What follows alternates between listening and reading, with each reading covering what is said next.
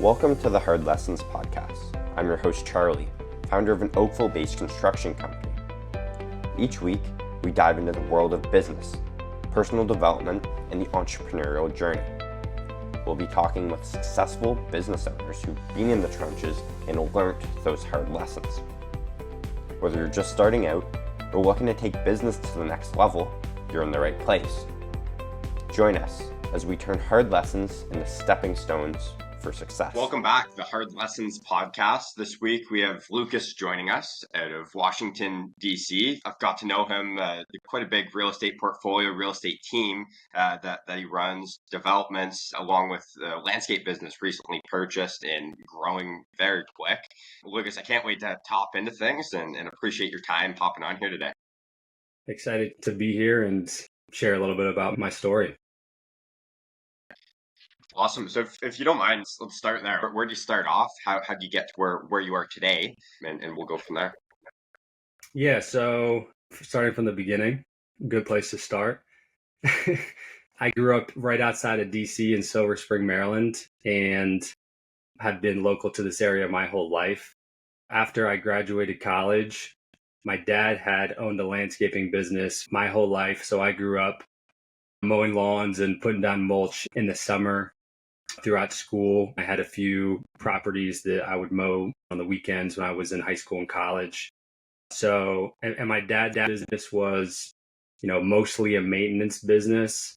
And he had 2 trucks, 6 employees. He kind of kept it small, and that's where he appreciated it and enjoyed that size of a company. So when I graduated college, he helped me start my own landscaping business. After about 3 years, I had 4 full-time employees, between 1 and 2 trucks, and I transitioned out of doing the physical work and more into managing that small company. Very soon after, I bought a condo and then got my real estate license. Then I started offering free landscaping services to increase the curb appeal of any property before going on the market.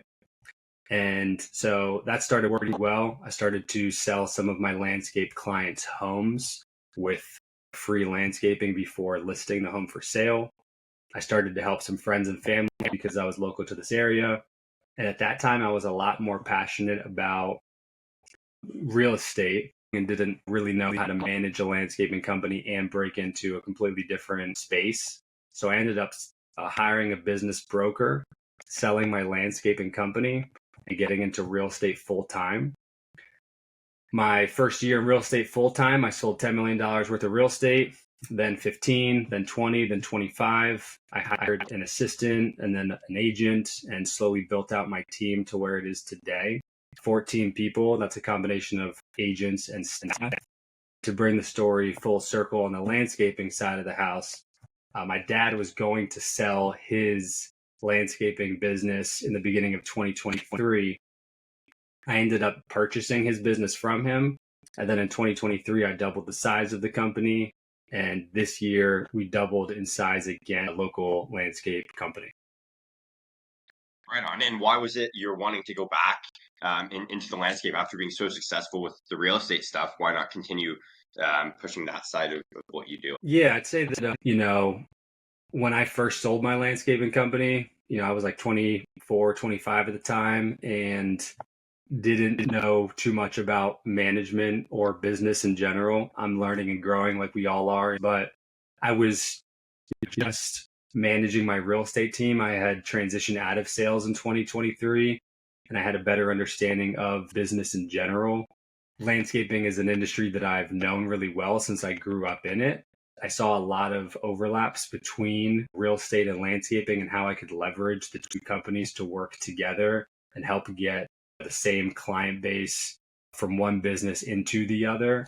Landscaping can be a very good cash flowing business where real estate is more dependent on the market and you'll have really good months and not so good months. There's a little bit more stability in owning 2 different companies and having different cash flow from each business. Nice. Right on. And Lukas, how old are you? I'm curious. 33. Wow. Impressive. Very young for everything you've done. That's amazing. Going back to those 2 years ago, if we could focus it to the guys who are really just starting out, and I'm curious to what those initial few things were. You acquired the business from your father, and what were the top few things on your priority list that you had to change right away to turn things around for growth before you started acquiring more companies, right? I'm sure that's a huge part of the growth as well, but what were those few things that you changed with the initial skeleton of what you're working with? Yeah, so the first things that I did when I purchased the company are, my dad, and not to throw him under the bus here, but he was doing everything with pen and paper. Getting a CRM and automating a lot of what he was doing with pen and paper was a first big, massive thing that I did.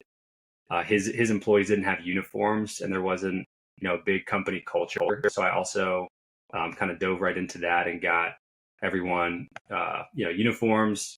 There wasn't a website, so got a website and started to get some Google reviews. So really started to work on the brand and how we presented ourselves digitally and physically when we're pulling up to clients' properties.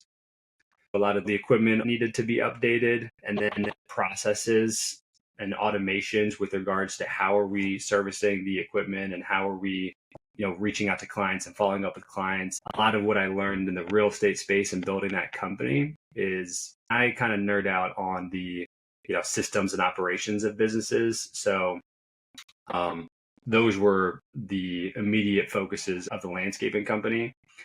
Another thing that I'll throw out there too, and kind of related to what I mentioned in terms of culture, is my dad is an immigrant. He was born in Cuba, moved to Colombia, and then came to Washington, D.C. when he was 15 years old. And he was able to build a landscaping company and support me and my three brothers through that business. And I see a lot of immigrants in the landscaping space now, and I feel like I'm a part of their journey. We're very similar in that way. My dad always talked to me about real estate and the power of real estate, which is the reason why I think I got into and became very successful in that space. So I'm trying to help educate my landscaping employees on the benefits of home ownership and of real estate. And so I built out kind of a education program within the company that helps educate the landscaping employees around everything related to residential real estate. And if they've been with the company for at least 3 years, then I'm offering them a grant of up to $7,500, which can be used towards a down payment for their home purchase. So I think that's really helped with the culture, kind of giving a bit of an identity to the business and showing the guys that I really care about them and that we're doing things a little bit differently than most other landscaping companies. Wow, that's interesting, and I know a huge struggle of many of us from being in the industry is the talent and keeping them. You mentioned nerding out on systems, the back end, and the processes, which is such a huge part of any successful business.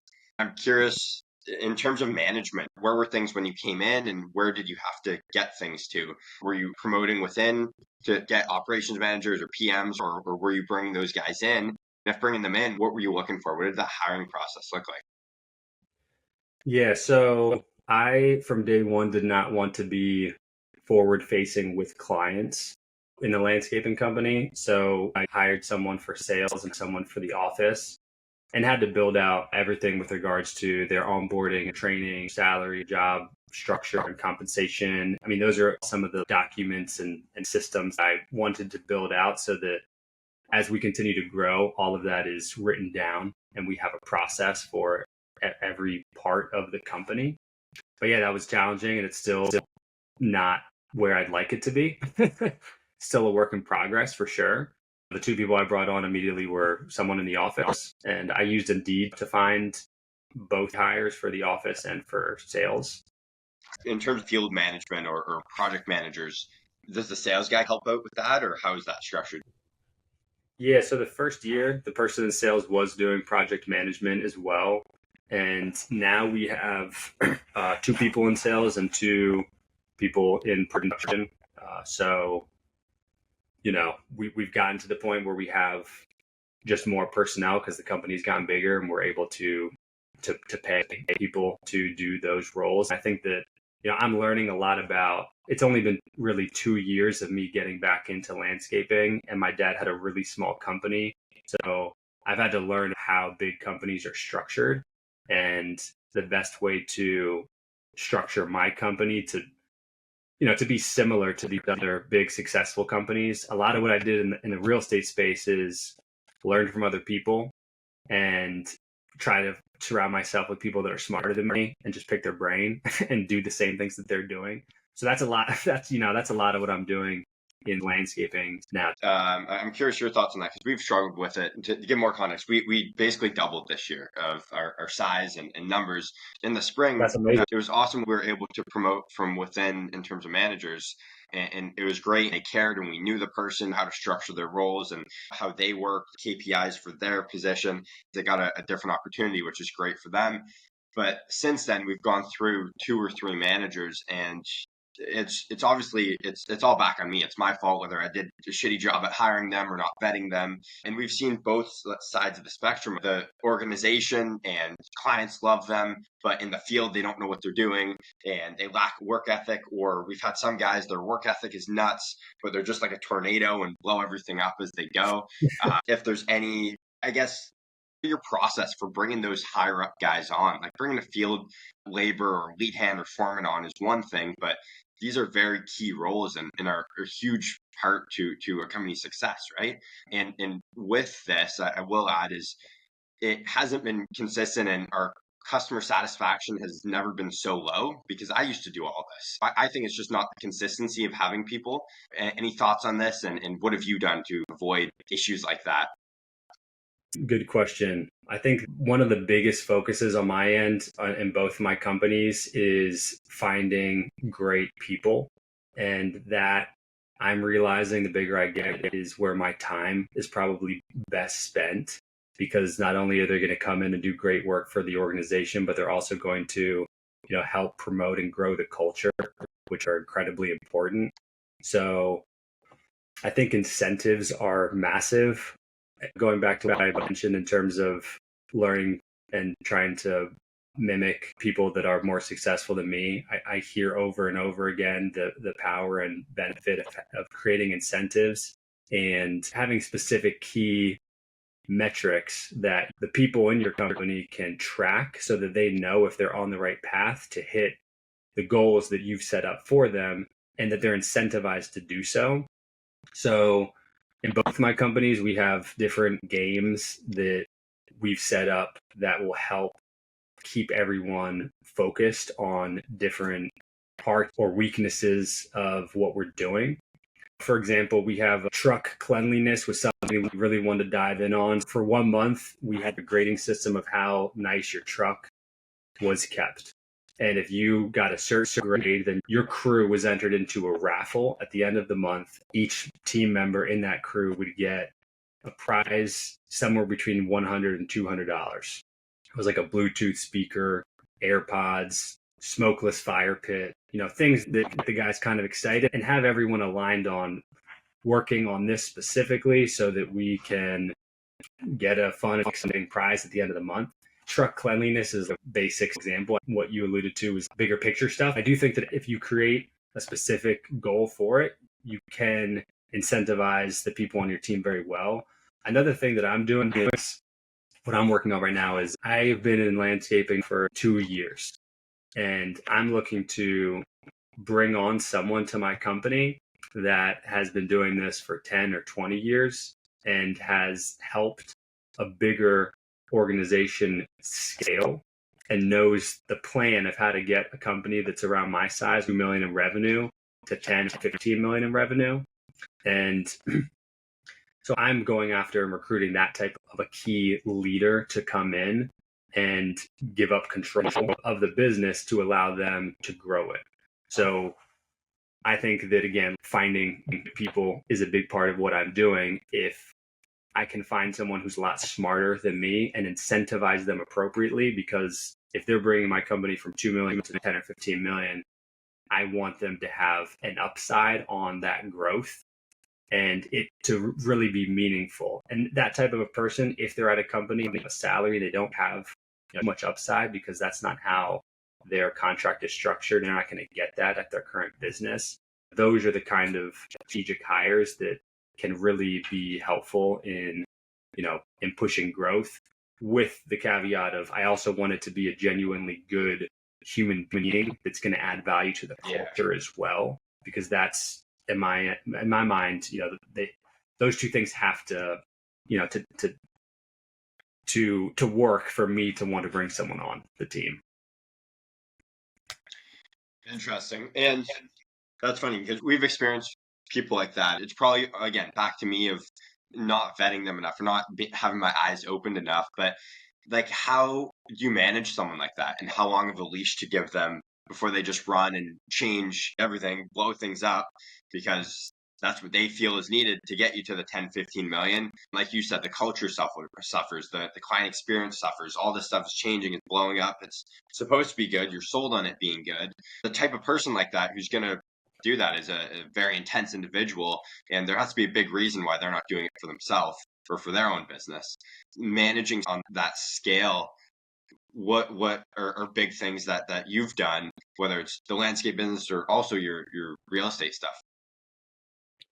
Yeah, so I guess a few things. One is I haven't done that yet. I haven't made that key hire. That's something that I'm looking to do. So, talk to me in a year or two or three, and I can let you know what I've learned. I was very close to hiring someone who was managing 3 different branches of a national company, and his branches he helped take from 8 million in revenue to 16 million in revenue. He would have had to move both himself and his family to DC in order to take this position, and it was a 2.5-3 month process of negotiation, and ultimately it didn't work out, but it was close. But I think those people do exist out there, and it's probably someone who, the next move up in their current role is to get a little bit more of a salary increase. What I'm talking about is really getting more upside in the growth of the company, and they're directly going to be involved in that. I have 2 coaches, one for landscaping and one for real estate, and they have been very helpful in my success. I think mentorship is massive. This kind of structure that I'm talking about is something that one of my coaches has done very successfully to scale different types of businesses. So I'm also, following a playbook here as well. Learning as I go, don't have all the answers, but I am excited about that. I'm trying to figure out the leash or how much runway they have is gonna be challenging, but as a business owner, you have to give up control and power at every stage of growth. If you're not ready and able to do that, you're limiting your upside, because if you want to be in control of everything, then you're limited by how big you can get. So Going back a little bit, you mentioned the first few things, your CRM, the culture, the t-shirts, the trucks and the equipment. Now, after you got things running to your standards, when were you okay with focusing on marketing and acquisitions? How long of a process was that? And when were you like, okay, now I'm comfortable to start blowing this up and acquiring or marketing and getting a lot more business in the door? I would say that marketing and growth was definitely existent in year 1, but more so in year 2 is when that shift started to happen. For marketing in my real estate business, a lot of success I had was with direct mailing pieces, specifically handwritten mailers to targeted properties. And I can pull data with my real estate license that has information on, who's the owner of a property, when they purchased their property, how big is their lot, which neighborhoods I want to focus on. So I did that for the landscaping company in year 1, and we had some growth because of that, with more of the focus being on building out some of these core parts of the business that I really wanted to upgrade. And then year 2, I spent probably 5 months under contract to purchase this landscaping company that I acquired. That was a really big focus of this year, and a big part of the reason why we were able to grow so quickly. For the future, it's going to be a combination of organic growth with pushing marketing and also looking into acquisitions. And then how did that process go for you? acquiring a landscape business, and what did you learn from that? Well, I had sold my company using a business broker 7, 8, 9 years before then. I bought my dad's company, which was easier because it was just me and my dad working that out. I was a bit familiar with the process, but this was the first deal with SBA financing, which was challenging. SBA makes you jump through a ton of hoops to get to the finish line. And so I'd say that was challenging. That said, because I already owned a landscaping company that was successful, I did not have to put any money down to purchase the company, which is massive. I only had to pay closing costs around $15,000. Now I have more debt and a bigger monthly payment, but I was able to preserve cash on hand, which then, I can look at other businesses. I can look at buying a lot for the company. I can look at other, kind of strategic growth opportunities, because I didn't have to outlay a bunch of cash for the purchase. I'd say the biggest learning lesson is SBA can be a pain, but there's also a lot of upside. If you or anyone else is interested in SBA, start the process early and start talking to a lender and kind of get a better feel for what hoops you have to jump through. Know that even if you have a good pulse on it, it's going to take longer to close on the business than you expect, and it will be more challenging than you expect. But I think it's it definitely can be worth it. Nice, right on. Now, the position you're in, you have the 30,000 feet view over the landscape business. Where is your time spent besides bringing in new talent? How do you spend your days, and what do you prioritize? You mentioned 5 months it took for the acquisition. Like your day to day, I'm curious, without being spread so thin. And as entrepreneurs, it's so easy saying yes and being an optimist. But what are you? I'm sure you're having to say no to so many things because you've gotten very good at these few things that you're doing. Where are your priorities focused to grow and scale the landscape business, opposed to getting caught in the weeds with all the small fires? That's a tough question. I'd say that it's always changing, and I'm always having to look at where is the highest and best use of my time, and what meetings should take, and which should I cancel, and yeah, where do I focus my time and energy in different seasons. I think that, and even throughout days and weeks, there's different areas of focus that I should be focusing on, and I try to do a really good job about planning out what that looks like so that I'm making smart decisions there. About 2 years ago, I started. So in real estate, most of my sales when I was in sales was with investors and developers who were buying and flipping or buying and building homes. I started to then flip homes myself. I then started to partner with developers. And now I've raised capital for development deals where I have a partnership with the developer. I bring capital that I've raised. They do the development, and then my team sells the unit or units after they're complete. So we have, about $15 million, just over $15 million worth of new construction property that's hitting the market in 2025. I've learned a lot from that. A lot of what I've learned is on the capital raising side of things and investor relationships. There's so many overlaps between my companies and what I'm doing. Real estate is really what's driving a lot of my income right now. And I'm using a lot of that income to drive growth and revenue in my landscaping company. But when I look, at it from a bird's eye view of my different businesses, and I guess with a specific focus to landscaping, I see myself bringing on a strategic partner or partners that will teach me how to grow the company. My focus will be on keeping a very strong culture, making sure that we have KPIs that we're hitting, and potentially bringing on investor partners to help with the growth of the business and acquisitions. I'm balancing some focus on the real estate team and making sure that's running. My business partner does a lot of the day-to-day there. I do have, I'd say, a little bit more of a focus on the capital raising and development deals we're doing.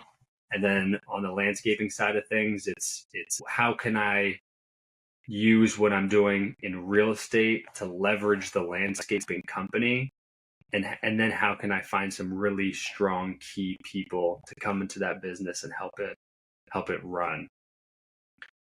It was good. Impressive the level you're doing it at, and like without being spread too thin. And I see guys, it's an ego decision of them doing all this shit, but they're bad at it all. They just have a sick resume, right? And it sounds like you're doing an awesome job with running and juggling multiple balls. Now, your next step, I guess, like what's next, specifically the landscape business to take it to the next, besides that next hire, that next unicorn that you'll bring on. Like what's next? Is it more marketing efforts? Is it more the culture or the equipment? Like what's next for this next season to hopefully double again? Yeah, so I just put together a 1, 3, and 5 year vision for the company, and we actually have a team meeting later today to go over that and make sure everyone is bought in.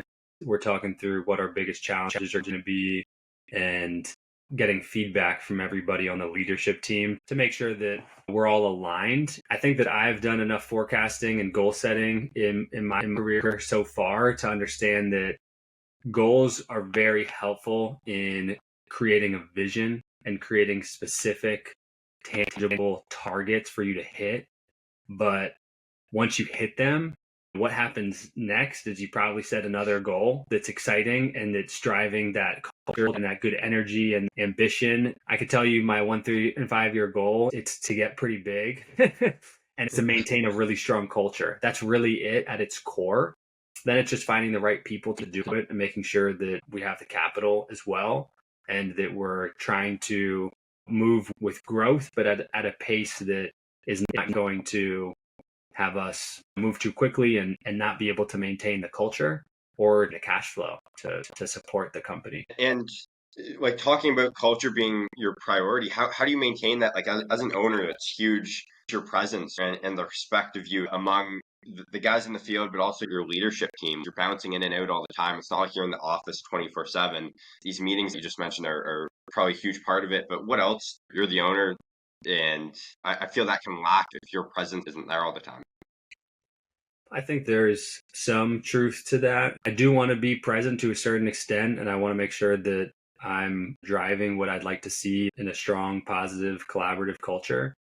I send out videos to the team each week. I have also weekly tips that are sent out with regards to, home ownership or the different facets of the home buying process.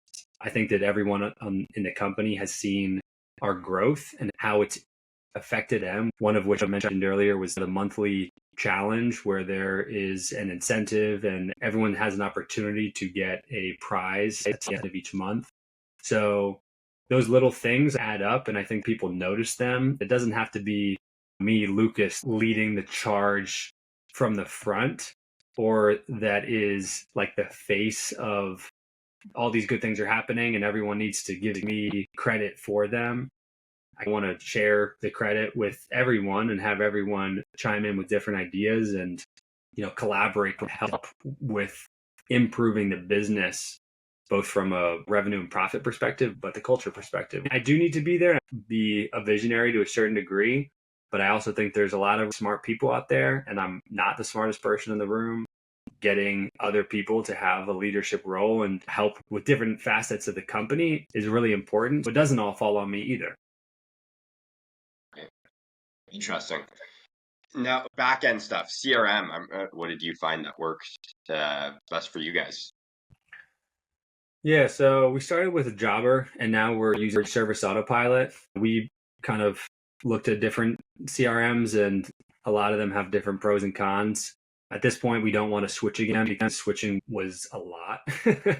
But I like Service Autopilot. I think the reports are very, very helpful, and we're now creating dashboards so that we can, on a daily basis, measure our KPIs and have everyone in the company be able to look at how they're doing on a weekly or monthly basis. I think that is just so important as you continue to grow. For them to see the scoreboard?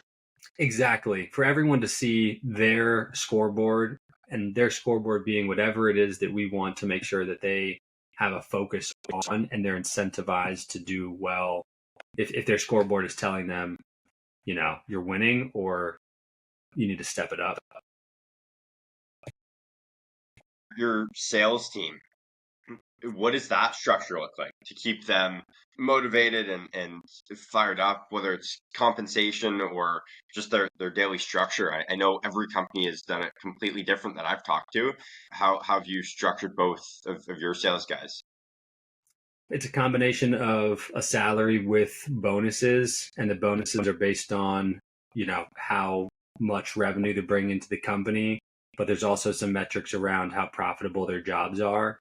I think that's something I'm still trying to get a better understanding of how we want to do it and what other successful landscaping companies are doing to both retain their salespeople and also encourage strong salespeople to join their businesses. I came from real estate where everything is commission based, and I don't see that as much in the landscaping space. That would be kind of fun to see, but I don't know how many people I could hire.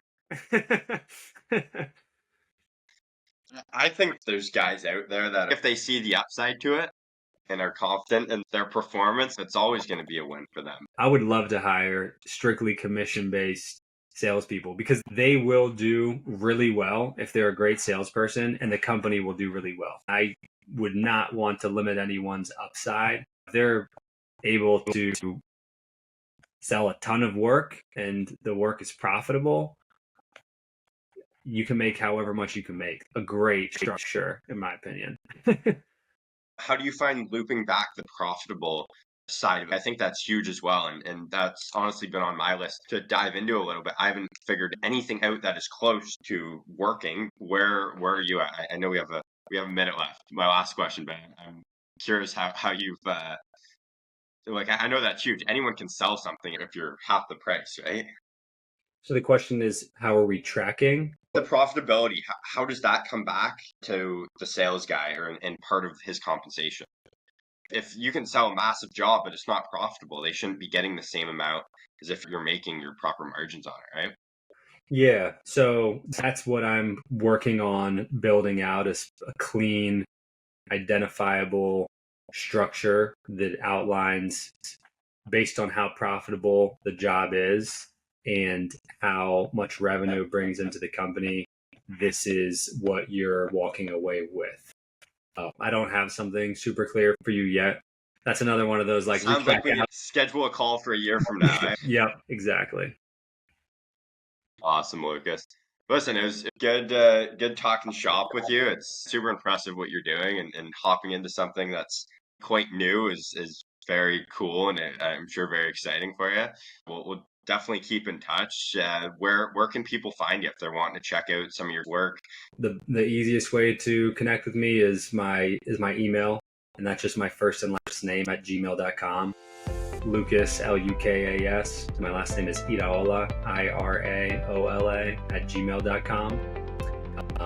I'm not too big on social media, so email's the best. The company is Home Keys Landscaping, and we're based out of DC. My real estate team is Home Keys, and we're with Compass, the brokerage.